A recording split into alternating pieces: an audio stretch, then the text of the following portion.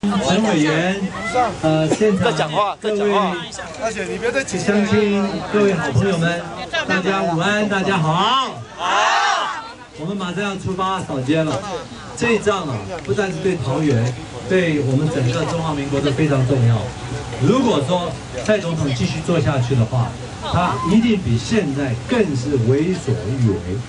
你想想看，他搞了一个反渗透法，这个法。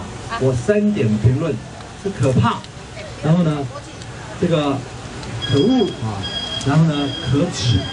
为什么可怕呢？这个法范围是无所不包。第二呢，它的名词是模糊空洞。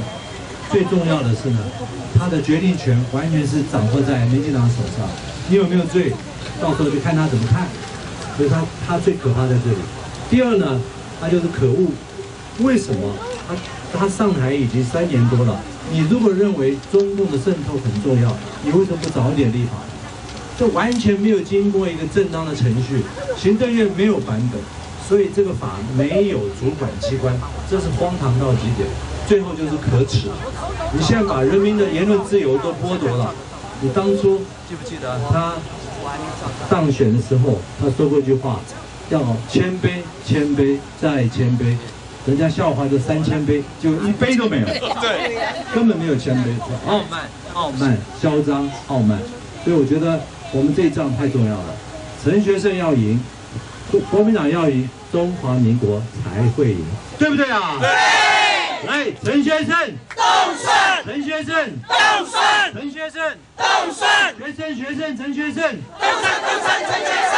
韩国瑜动胜，韩国瑜动胜，韩国瑜动胜，国瑜，韩国瑜动胜，韩国瑜。国民党这里，哦，还有鲁明哲动胜，鲁明哲动胜，明哲，鲁明哲动胜，鲁明哲，卤蛋，鲁明哲，卤蛋，鲁明哲。